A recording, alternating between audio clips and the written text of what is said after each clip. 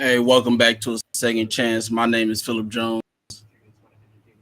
Hi, my name is Tafaro Cook, two-time kidney transplant recipient and founder of Kidney Care Coaches, where we coach people with stage 3 to stage 5 kidney disease. If you or you know someone who has challenges with their kidney disease, hit us up at kidneycarecoaches.com. Hey, we have a great story coming from Johnny Lemucci. We're gonna go ahead and get straight into it. Johnny, the floor is yours, sir. Thank you, guys. I'm Johnny Lemucci, 61 years old. Uh, my adventure started when I was 55.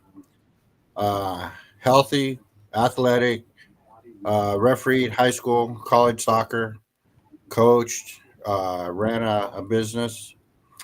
One day, I went to the doctor for a physical for college soccer, and I had done 2 games that week.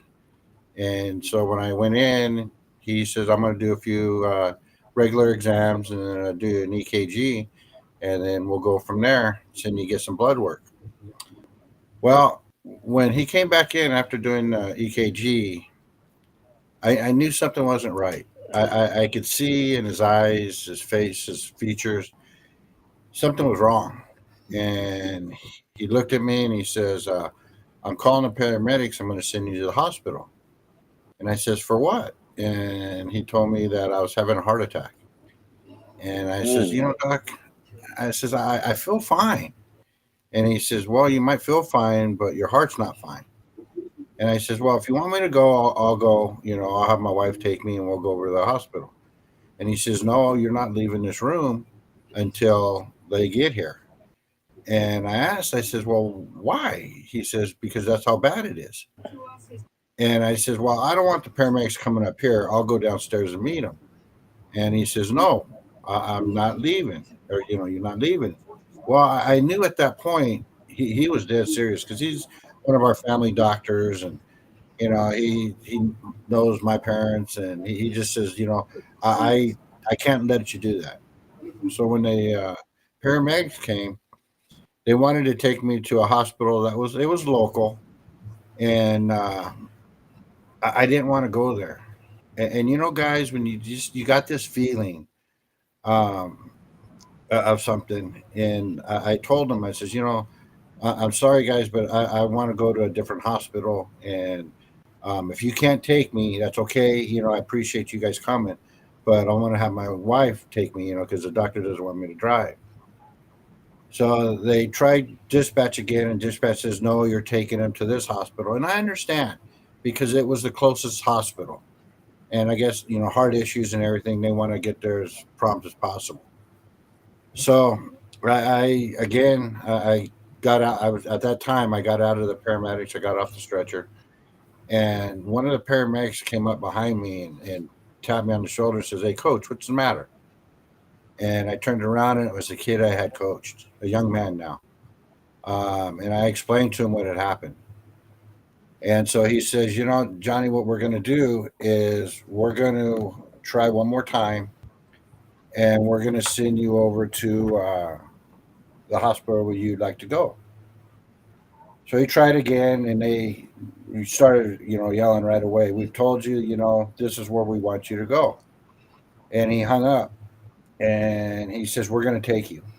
He says, but when we get there, there's going to be a lot of problems. People are going to be yelling and screaming because they're not going to know you're coming. So when we got there, boy, was he right. They were upset. They took me in. They strapped on the EKG again and didn't even finish it. They ripped off the wires and started rushing me back. And I told them, I says, guys, I says, relax, I'm okay.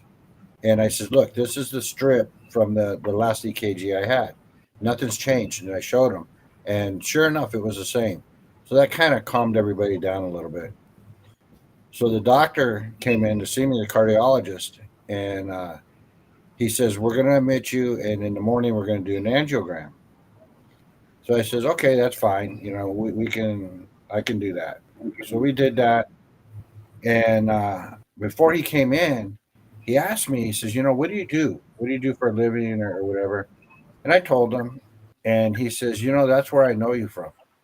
You refereed one of my soccer matches 3 weeks ago. He played for a British pub team out in Orange County, California. And so we did the angiogram, everything comes back with the results, and it wasn't good. I only had 15% ejection fraction. So EF, what that means is the blood that was coming into my heart, only 15% was coming out. Mm. And I should have been on oxygen, laid back, not being able to do nothing. And here I am. I ran 2 college games, during this week. And I says, well, we're going to get some medicine. How are we going to work this? And he says, well, I'm going to give you some medicines. He says, and I want you to get a defibrillator, which you have is called a widowmaker. And what that means is you can drop at any time. So I says, okay. I says, Doc, what's the future? And he says, your future is a transplant. And I was shocked. I mean, because I've heard of, kidney transplants, and I've known people that had those, but I'd never known anybody with a heart transplant. So I started doing a little research and stuff, and looking at the numbers, and the numbers aren't all that great. Um, it's the matches, and you guys know. I mean, the body size, everything has to jive. And so when I started going through the prescription type therapies, everything was good. Um, I went in to get a pacemaker, and the doctor at the hospital that I started going to for the transplant, he says, I want to do another angiogram because I think I could put stents in. And I says, Doc, I says, they told me that they can't do stents, it won't work. And he says, if I didn't think I could do it, I wouldn't do it. So I says, okay, you're the doctor. So we went back in and did it, and he got blood flowing. My left side of my heart was like a callus on your hand. Mm. There was nothing flowing through it. Well, even though he got the blood flowing through it, the muscle was already dead. There was no Mhm. pumping action. So he says, we're going to put a defibrillator in. Well, insurance refused it because if you have an angiogram, you have to wait approximately 90 days to see if it works before they'll do it. So they gave me this thing. It's called a life vest, and what it is, it's like a hunting vest where it's just a vest, and it has 4 paddles in the front, 2 in the front, 2 in the back. And when it registers a malfunction of the heart, it'll shock you, and then it'll shoot a blue dye and to let them know what had happened. Well, I got it, and it went off 12 times in the first day. It didn't shock me, but it set off the alarm. And what it is it's to me it's a bad system. It must work because they still use them. You have to dial a 1-800 number and tell them, because if you don't call that number within 30 seconds, it'll automatically shock you because it senses that you passed out.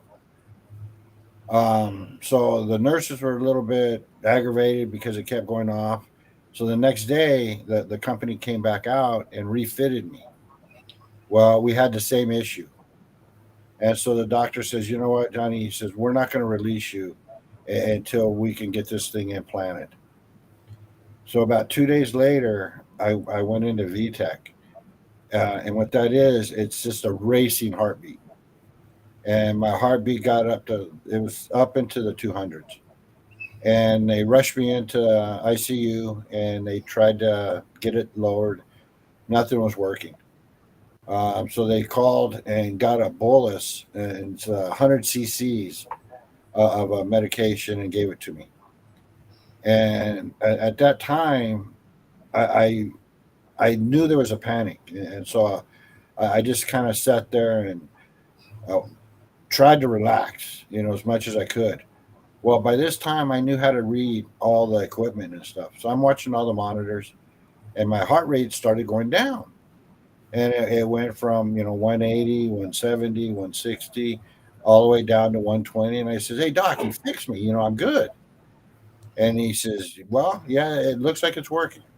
Well, it continued to go, and it got down to 70. And when it got down into the 60s, I told him, I says, "Doc, something's not right." I says, "Everything is blurry." And he says, "What do you mean?" I says, "Everything is blurry. I can't see nothing." And he walked around in the bed and shocked me. And that brought my heart back up to the regular rhythm. And that gave them the okay to go ahead and put the defibrillator in. So they did that. I had that for about 2 weeks. And I was doing the dishes with one of my boys. And I told him, I says, son, I don't feel right. I feel lightheaded. And all of a sudden, he's holding me. And I says, I feel weird. And he says, well, you passed out. But I didn't fall because, he was holding me. He says, your defibrillator went off. And I says, no, I says, they told me it'd be like a horse kicking you in the chest. He says, Dad, it did. I felt the electricity when I grabbed you. So I called the hospital, and they told me to call or get to the nearest hospital as soon as I could. So I went to the hospital that I had originally started at, and they did an interrogation of the pacemaker, and it had gone off twice. That's why I didn't feel it, because I passed out.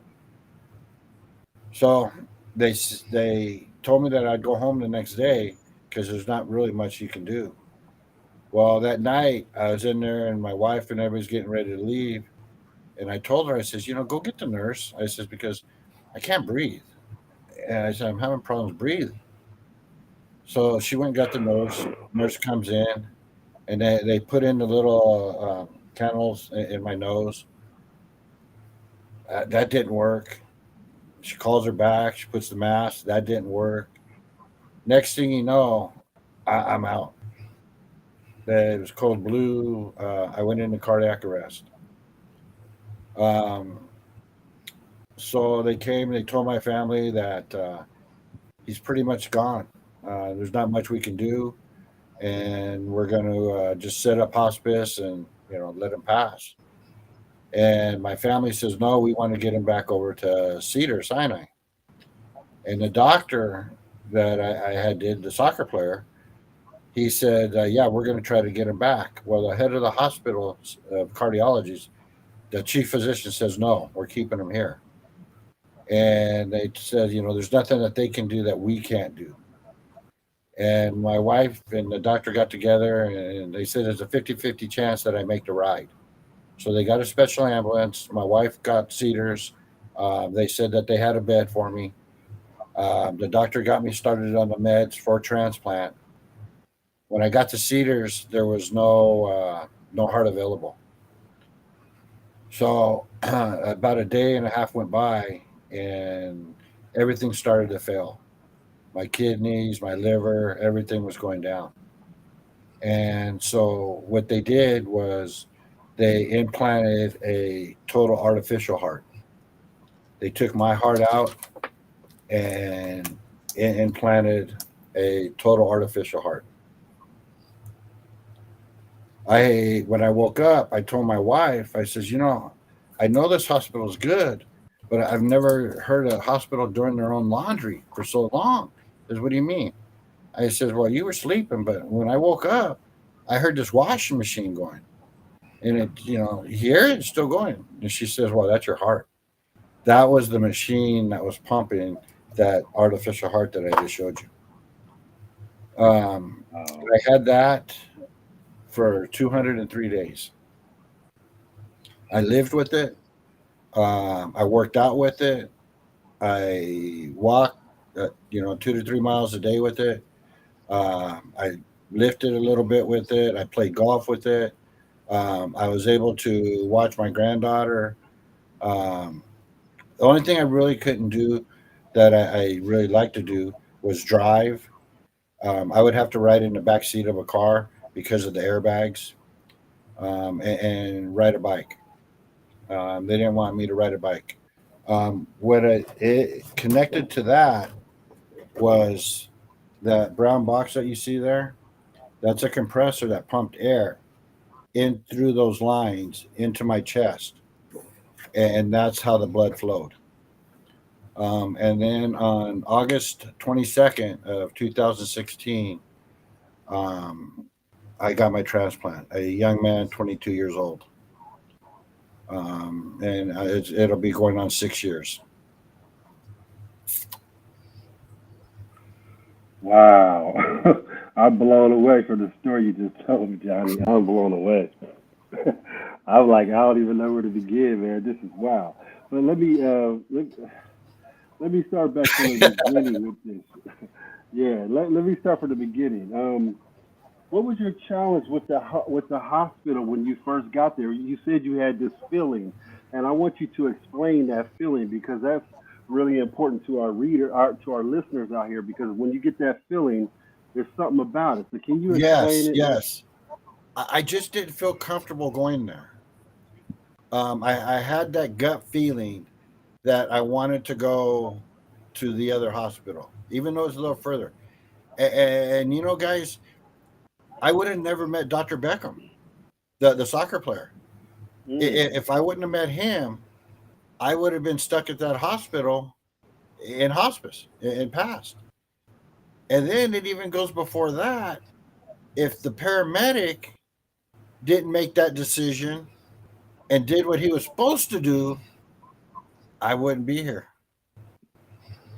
that's amazing. It's crazy how we're 6 degrees separation from all these things, and just these things are supposed to happen, so you are here, and that's the reason, man. But Yeah. Oh, blessed, blessed. yes, yes, to Um, the fullest.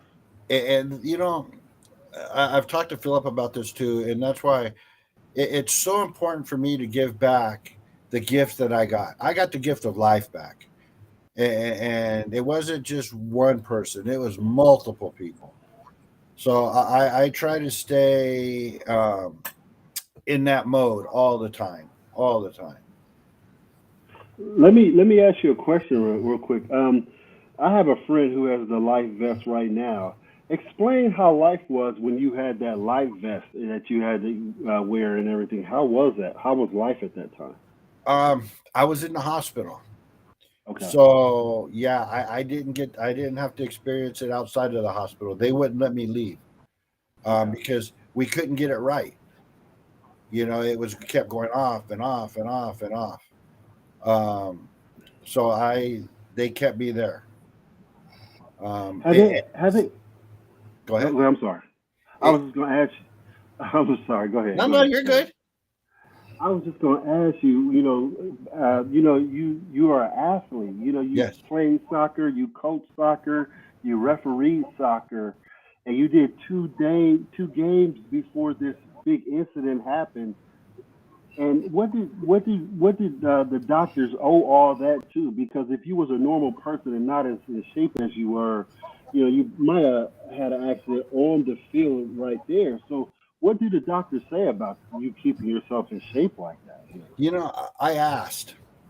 I says, you know, because what would happen is they would come into my room and I'd be sitting in a chair, and I never Mm, liked to wear the hospital garb. You know, I'd always just have basketball shorts on, or see, I just felt more healthy, I guess you would say.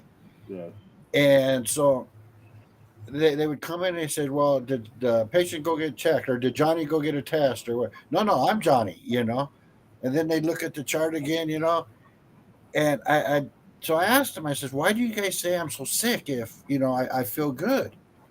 And they said, well, because your body was in such good shape, it was compensating for the heart. Well, Mm, it mm. only could do that so long. And when Right, it went, it went. I mean, it was all at one time. right, Um, right. That's we traced it back. Um, this all started in November, and we figured I had a heart attack sometime in October. I did a big tournament, and I had refereed Friday, Saturday, and Sunday, and then we'd had finals on Monday. And by Monday, I was just out. And I just thought I'm getting older. Here I am running with 18, 19-year olds, and drinking Gatorade and Pedialyte, getting it back in me and getting back out there. And we figured that's when it happened. Okay. Yeah, because soccer refereeing is big. Okay, as far as how physical you have to be, because you're running from end to end with the players, and Yep. at your age, like you said, running with 18-year-olds and 19-year-olds, you had to be in phenomenal shape at the time, Johnny, for sure. Yeah, and that's something that I really, and going into high school sports and stuff now, is making sure parents and coaches realize what's happening. You know, if a kid says he's getting a little dizzy or lightheaded, just don't take it as, well, he just overexerted himself. Maybe it could be something else. Right. And there's a big push right now for all high schools to have defibrillators on hand. hmm Yeah. I I've seen that, and that's very very important. Let's go back. Let's go back to when you said you had the artificial heart. Can you explain how you live with that? Because you said you were still a little active. You did a lot of things Yes. and everything. Go into detail and tell us how life was with that for 203 days. Um, it was noisy. It sounded like a baby fetal monitor. It was Mm, 24 hours, a day. It was, and it never went away. But to me, that was my heart beating outside of my body. Everybody else's heart beat inside. And that's the way I looked at it. I I would go to the store and people would stare. Not so much at the backpack, but it's because of the noise that the backpack created. Um, a lot of people that get this therapy, they become shut-ins because you know mm, people stare, and you guys know the best yeah. thing to transplant is to be in the most best shape you can be prior to transplant. Yes. And so when I'd go to the store or whatever, people would look. I would kind of acknowledge them and ask them, "Hey, you want to know what it is? I'll tell you what it is." One hmm example: I was in a grocery store, and I was like the second, third person behind the checker.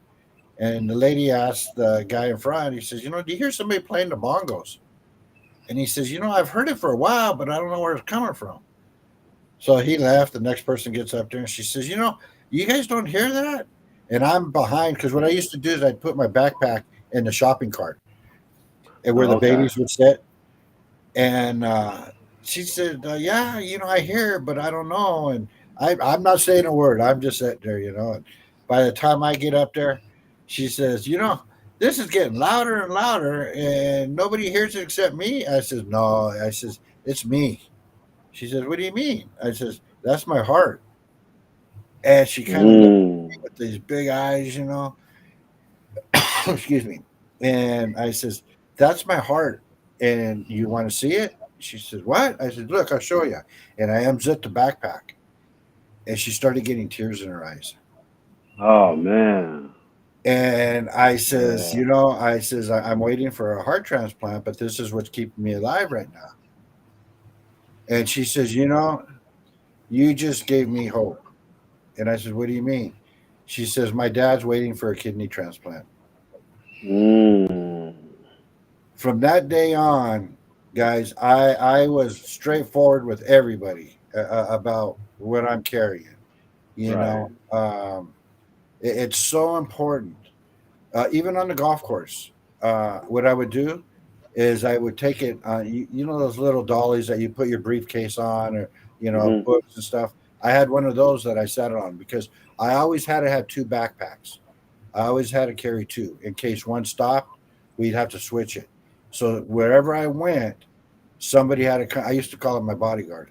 Right? They used to have to come with me all the time because they had to help me switch it. Right. And because you only got once it stops, you only got like 30 seconds, and then Wow. yeah, you're done. You're brain dead. Um, Wow. so I would pull that around. So when I was at a golf course, you knew it because you see my little trails on the green. Yeah. but I live life. I live life. I would go visit people in the hospital, and I I didn't make life of it or light of it. I made life of it. You know, Right. Right. I would tell the nurses would ask me what it was, and I'd say, this is it's an artificial heart, and this is keeping me alive. But right now I'm feeling a little dizzy. I said, can you check my pulse? And so she'd check my pulse, and nothing on my arm. She'd go down to my ankle, and nothing on my ankle. And she says, "Do you mind if I check up by your groin?" I said, no, is it there? And then before she get there, I said, "Nah, yeah, I'm playing with you." I says, "I don't have a pulse." And she, "What?" And I said, "No, I don't have a pulse because you don't have no electricity in your body." Right. I had a cardiologist ask me to do a angiogram, and I Mhm. said, "Well, you know what you're going to see." He says, "Yeah, but I just want to see." Well, he'd never seen a person with a straight line alive. I mean, that's Wow.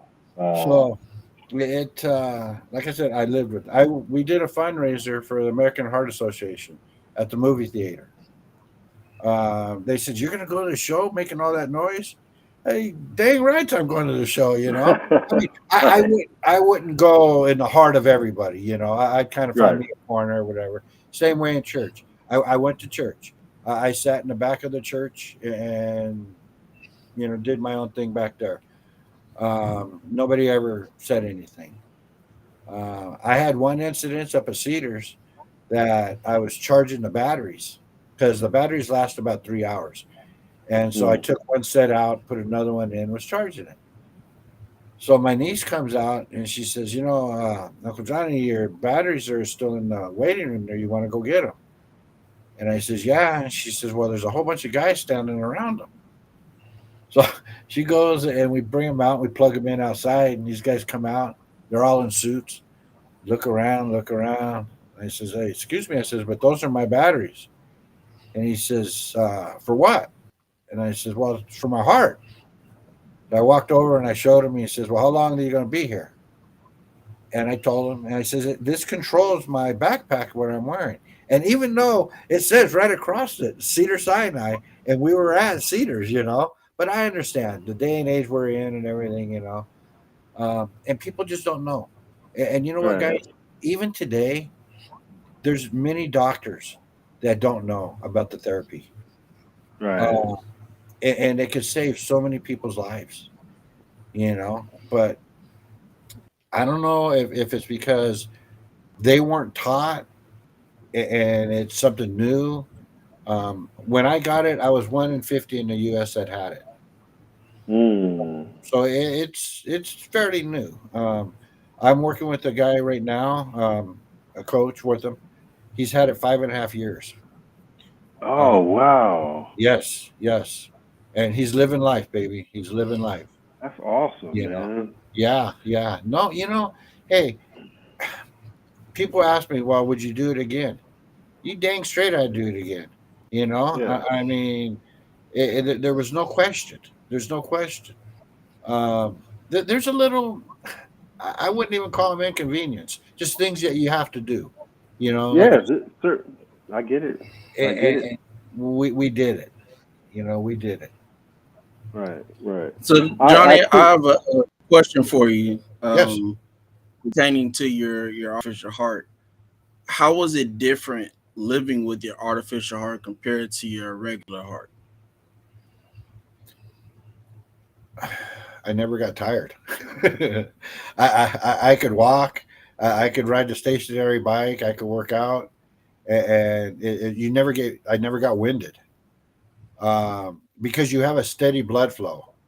You can take a Right. screwdriver, a little set. It's got a little set screw, and you can adjust the heartbeat, the heart rate.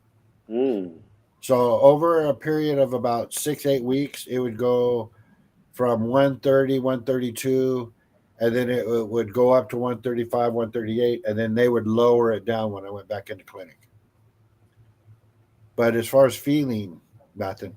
When I would change machines, if I got an alarm, like say, one time I was out doing yard work and I was cutting hedges, and I had my backpack on and my back was to the sun and it overheated. and so I Mm. got an alarm. So I had to go in and I had to switch machines. Well, when you switch Mm, that machine, you're cutting off for that period of time, the blood flow because it just right, stops. right, Right. right. And it kind of feels like when you go underwater and you're coming up Mm. and you're almost to the top, but you're almost out of air too. Right, You right. That feeling. Wow. Whoa. Whoa. Mm. It's amazing, man. When I every time I hear a story of something such a magnitude, it just blows me away. I was on dialysis for over a decade. You can go through that stuff, but every time I hear somebody else's story, it just it gives me life because it just lets you know that it gives you energy. And well, I can just speak for myself. It gives me energy and just lets me know that you got to keep on fighting, man, and fight for Yes. people and everything. So. This is amazing. You gonna go to commercial, Phil? I didn't want to Yeah, go into my. yeah.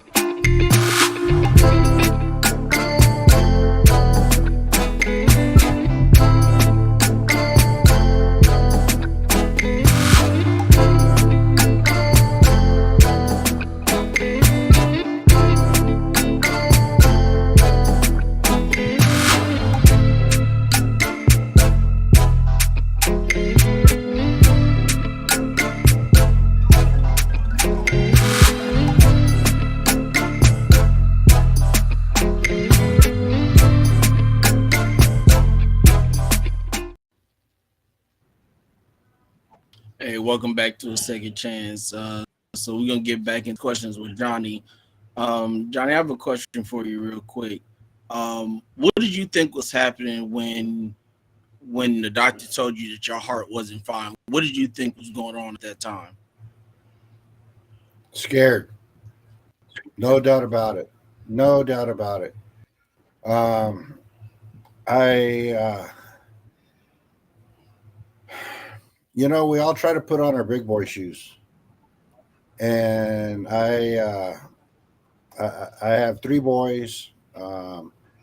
One had just graduated, one was in college, and one was in high school. And I didn't I didn't want them to know I was scared. I just played it off like I was sick. We're gonna get better. We're gonna get through this. But I was scared. There's no doubt. And when I talk to people today, I tell them it's okay to be scared Mhm. because it's part of our feelings. It's part of our Mhm. emotions. And if you're not scared, something's not right with you. You know. Right. Yeah. I agree with that wholeheartedly, man. Johnny, let me ask you a question real quick. How was can you walk us through? You're living with this artificial heart, and you get the call to get a heart transplant. Walk us through that whole episode, where you was, everything. Take us back there. Um, I called every week to One Legacy to find out where I was on the list. Hmm. They knew my voice. I didn't even have to say who I was. They knew it was Johnny calling. Um, I I went into the hospital. I got a call, and it was from the hospital, but it wasn't for the transplant. They wanted to take the machines and revamp the machine and send out a new machine. So they gave me the opportunity to either go to the hospital or stay at home and then wait for the new machine to come. And I knew if I went to the hospital, I would move up to the the number one stage. I'd be Hmm. there. And so I went ahead and I told my family, you know what, I'm going to do it. And so I went ahead and I admitted myself to the hospital. And at that time, there was four of us in the hospital. But the positive of that was we were all different. We all had different blood types. We were different sizes. So it was there. Um, I was the first one to get the call. Okay. That was the hardest thing, guys, because for 2 weeks, we were all together. We were a family. We call ourselves the TAH brothers, the Total Artificial Heart. And we'd all gather in my room, and my guests were their guests, and just we became one. Well, when they came and told me, I told my family, "You don't say nothing to nobody," and I just locked myself into the room because I felt so guilty that I was getting it Mm. and they weren't. I had that feeling. Um, and it was funny because we all get together every once in a while and talk, and they knew they told me, they said, we knew, because once you locked yourself in, we knew that that's why. And they understood. They understood. Yeah. Yeah. I One thing that I did that was not very normal, when they came to take me to transplant, I was still an artificial heart. And at home, you're on a backpack, and in the hospital, you're on. They call it. We call it Big Blue, and it's about the size of a. The cart that they do the EKGs with, and the Hmm. blood work Hmm. cart, about that Yeah. size of a cart. And they had me on that, and they says okay, and they brought in the gurney. Well, actually, they were going to take me with my hospital bed, and I says, you know what, I want to walk. And they kind of looked at me kind of funny, and they says, no, you don't walk to transplant, or you don't walk into the walk. And I says, I want to walk. I says, please let me walk. And so I pushed Big Blue, and I walked in myself. And boys, I mean, my three boys, you just want to be a big shot, you just want to show your macho. That wasn't it. Right. Right. That might have been the last time that I was going to walk. That's Right. That was my feeling, and I wanted to do it. And so I did it. I did it. I respect that. I respect that to the fullest. Let me ask you. After this is a question like, okay, you get the heart transplant and everything. Um, how did it feel physically? Could you tell the difference, like how you felt? Tell us about that. I felt good. I felt good. It was like learning to walk all over again, though. My Hmm. legs were my strongest part of my body, Hmm. and getting up and walking oh, frustrating. Because, like I said, I've always had my legs. In bed, I felt good, man. I could breathe. Everything was flowing. But to get up and walk, that was hard for me. Um, so what I did was, instead of like when they come to do your physical therapy and stuff, they walk around the hall or whatever. I would go from bed to chair, and that was I did that on my own to kind of get more out of it. Um, I had some very good doctors that they knew I was a coach. They knew I was athlete. They pushed me, Mm-hmm. and that was big. That was big. I had one doctor that his shift started at 7 o'clock. He would come in at 6:30, and he'd say, "Why aren't you in your chair? Get up, get in your chair. Come on, I ain't in bed. You ain't in bed." And he told me, he says, "Your bed is the worst enemy." Yes. And I'd get in the chair. I had a young man, my physical therapist. He was a running back at UCLA. He played behind Maurice Jones. Uh, Mm. he pushed me, man, pushed me. He pushed me like a coach. It wasn't just like a physical therapist. Okay, do this. Okay, you can't do it. That's good. Not him, man. He pushed me. You got the little marks on the wall. How many times you walked? My family would come in, and if they weren't marked, let's go. Come on, you're walking. And at the time, sometimes we get mad, we get flustered, but we know it's for the better. We know it's for the Right. better. Right. He came in one time and he says, "We're going to do up downs in the chair." And I said, Mm. "How many?" And he says, 15. Can you do 15? I says, "I can do 20."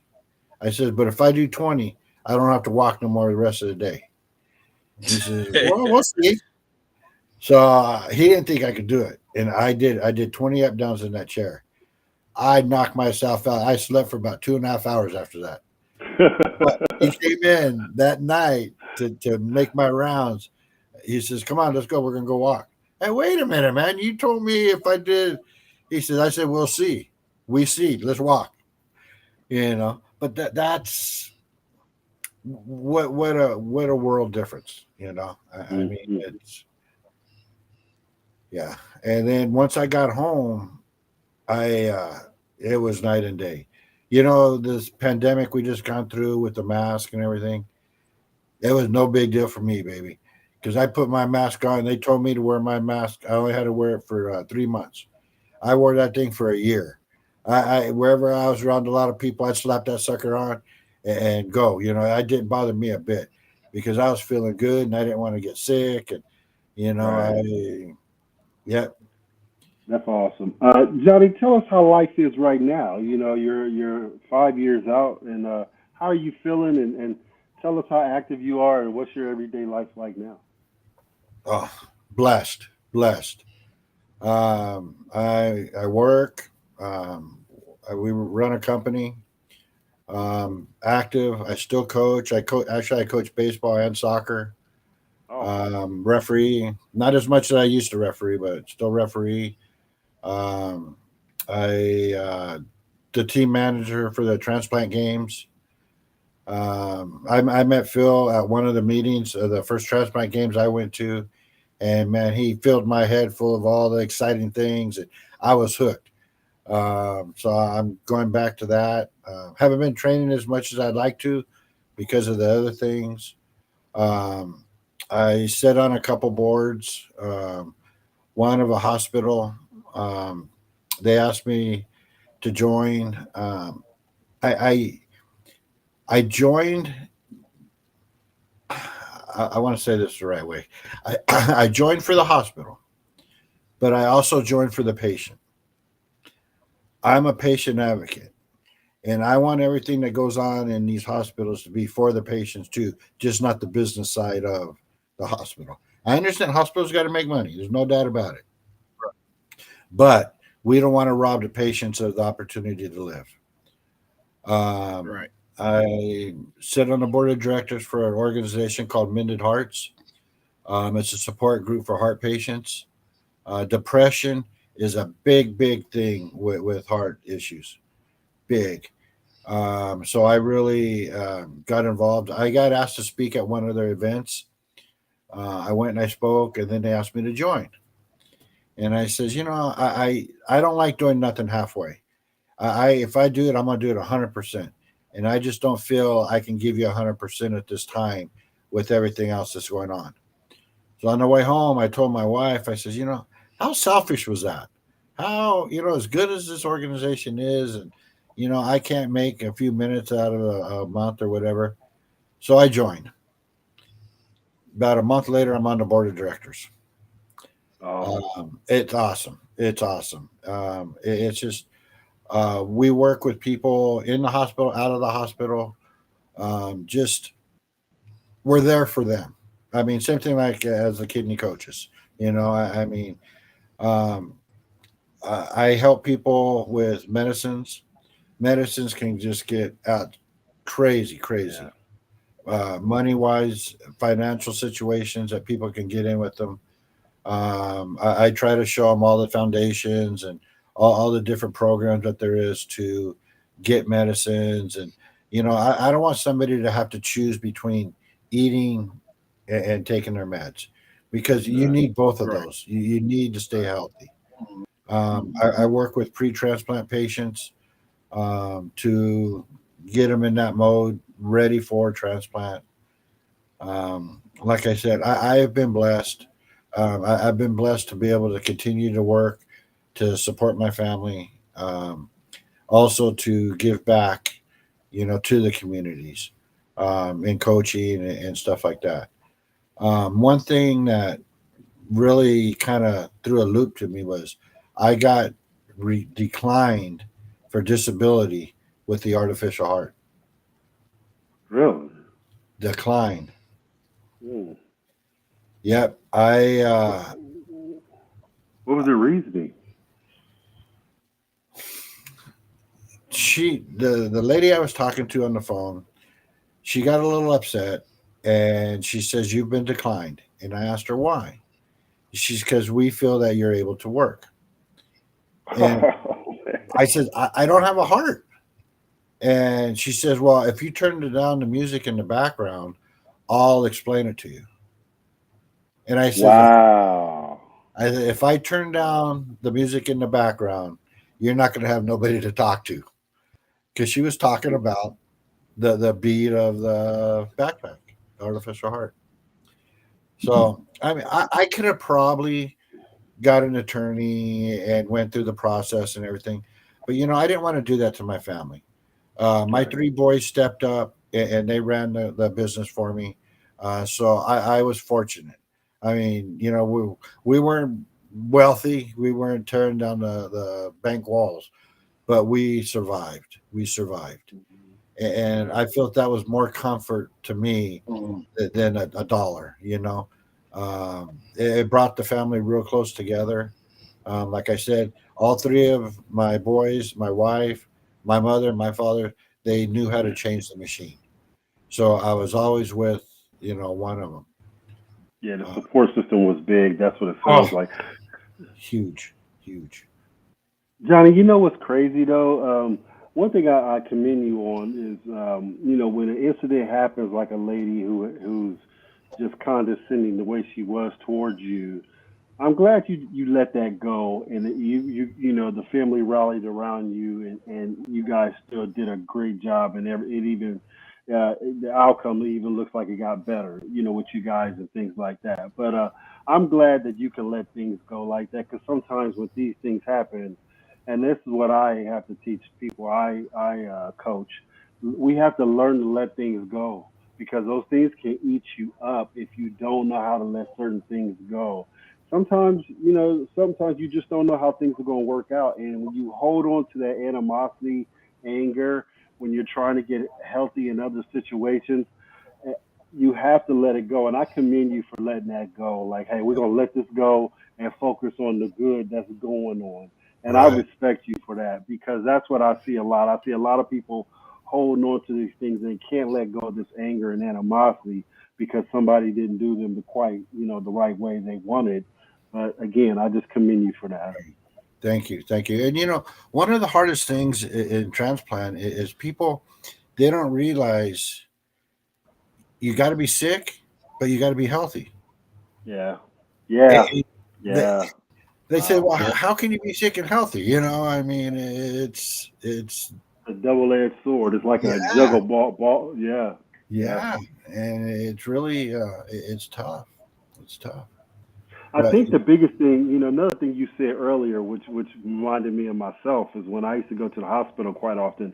I always wore my normal clothes because in my mind, I told my doctors, when you guys are doing a procedure on me or something like that, I'll gown myself up. But other than right, that, if I'm sitting around this hospital doing, the dialysis, whatever I have to Sitting in do, my regular I'm wearing my clothes. clothes because I had to always keep my mind in the state of mind like that. I'm still here. I'm just going through these treatments, but I'm Right. not sick, and that's big. right, right.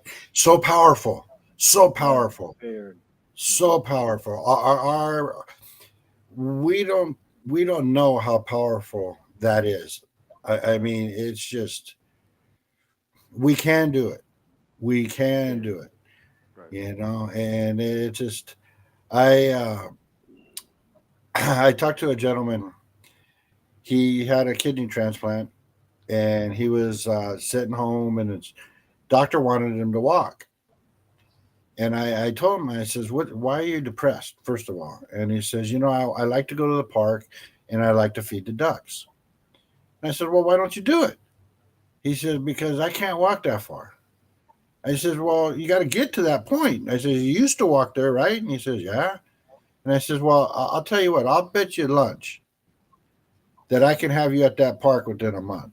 And he says, "What do you mean?" I says, "As long as you do what I say, within 1 month you'll be at that park." I said, "But I want my lunch. There's nothing's free." Right. And he started laughing. He says, "Okay, I promise you." And I told him, I said, "What do you do during the day?" He says, "I watch TV." I says, "Okay, that's fine." I said, "How many shows do you watch?" He says, 4 or 5. I said, "Hour, half hours?" He says, "Some are hours, some are half hours." I said, "Okay." I said, "What I want you to do is I want you to get up at every commercial and walk around your house. You don't got to go outside, just walk around your house. When those commercials are over, sit down and watch your show." Because I figured in my mind that number of shows, he's going to walk an hour That's true. within that period. So I spoke at an event, and he found out that I was there, and he comes up to me and he says, "Hey, guess what I did today?" And I says, "You drove to go feed the ducks." And he says, "No, I walked." You know, to me, man, that Music to that my was ears. Yeah, yeah, baby, man. That was it. yeah, that's That was awesome. it. That's That awesome. was worth $1 million. You Yes, know? I agree. I agree. There's Yeah. nothing like seeing people prosper. When you watch them in certain situations and you see them, do good and everything. To me, that's worth way more than any money that you can get, You man. It's just betcha. You you betcha. know, yeah, your heart feels full. You know you did the right thing for humanity. Your heart feels full, and there's nothing that money can ever pay that. I don't No, care what it is. no. And little things, little things. Yep. Yep. Yeah. And somebody just needs a little push. Yeah, Agree.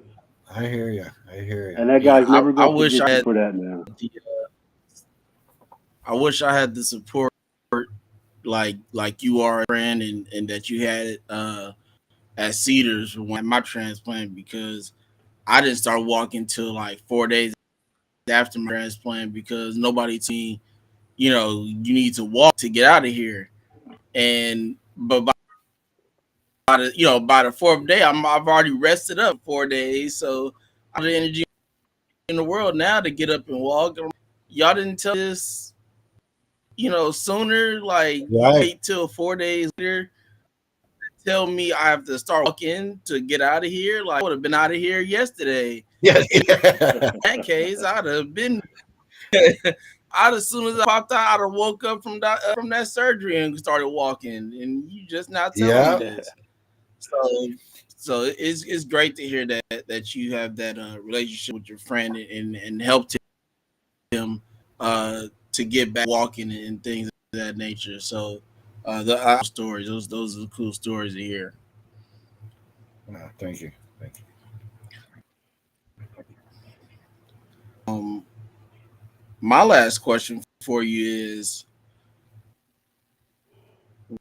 and it's kind of going backwards into the story, but what went through your mind when you heard you're gonna need a transplant? I I did research. That was the first thing I wanted to know. How soon was I going to be able to Mm, get it? And that scared me because there's no numbers, and like they always say, you can't go to a cupboard and pull out a heart, pull out a kidney. My buddy. It's just we have to get yep. our mindset to we got to do what they tell us to do, and we got to plan for the future.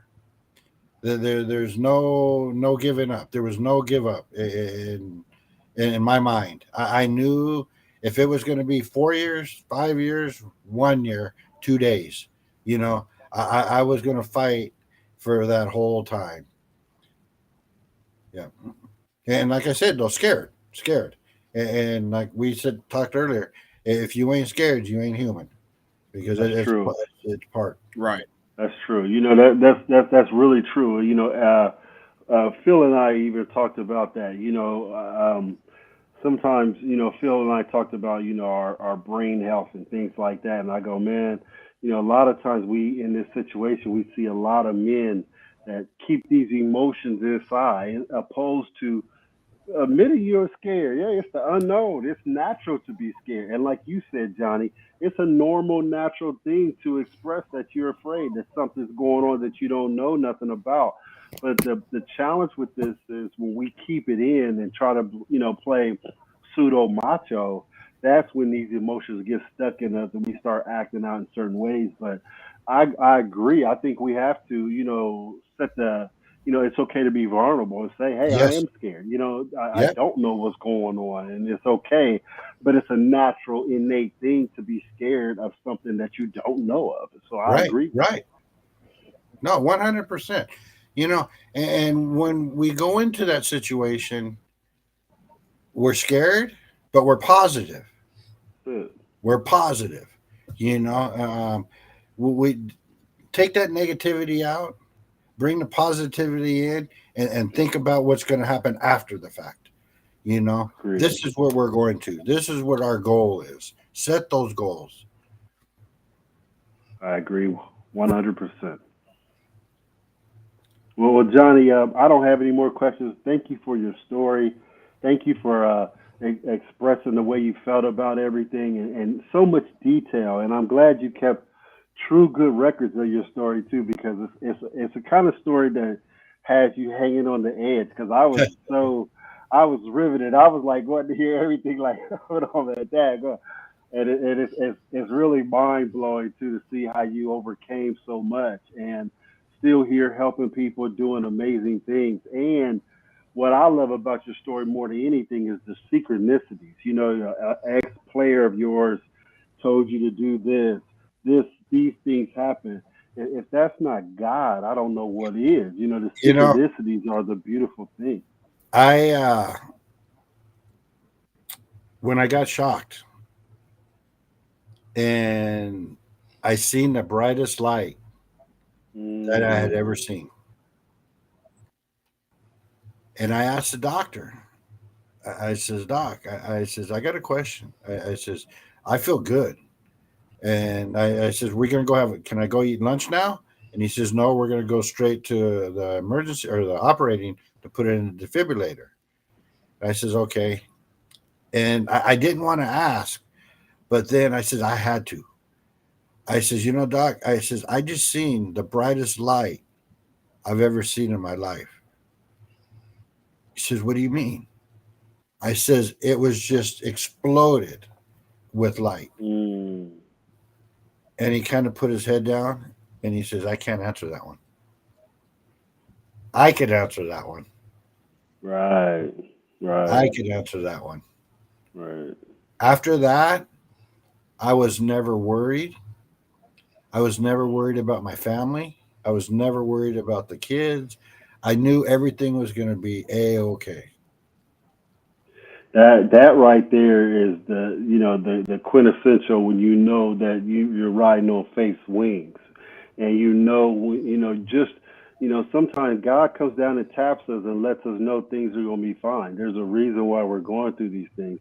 I never forget being in the hospital one time.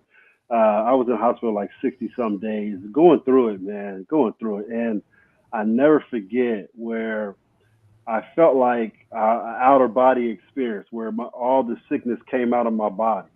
I don't even know. I can't even explain it to this day. And I stood up sit up outside out of my bed in the gurney and was like, I felt good. It felt like something just lifted everything out of me that was making me feel bad. And I got better rapidly, like 2 or 3 days. And it was amazing. And I was like, I know it wasn't me. I don't know. I do know what it was, Right, right, but right. it was. I do know what it was, but it was something outside of my physical for sure. I'll just say that. I'll just leave it at that. 100%. 100%, man. Thank you guys. Thank you so much for your story. We really appreciate it. Thank you, Johnny. We Thank you. appreciate you coming on, man, and telling your wonderful story in such great detail at that. So Yes. we gonna end here. Um, I'm gonna play this little last commercial. This is just for to remind you all that June 30th, the Blood Pressure and Diabetes Conference. That's myself, Mr. Cook, and Jonathan Trailer. And we're gonna have a list of centers that are gonna come on and teach us how to better ourselves when it comes to living with diabetes, or if you have high blood down and have it controlled, as opposed to just living on high blood pressure. Good, to live on high blood pressure. So we're gonna have in nutritionists, just that are coming in to speak on these certain things. So um, we hope to see you again, Johnny. Thank you for coming on and telling your story. We appreciate you. Thank you, everybody. I Thank you watched guys. live. Everybody is watching the replay, and we'll see you all next week. Take care, Peace. guys. All right. Thank you.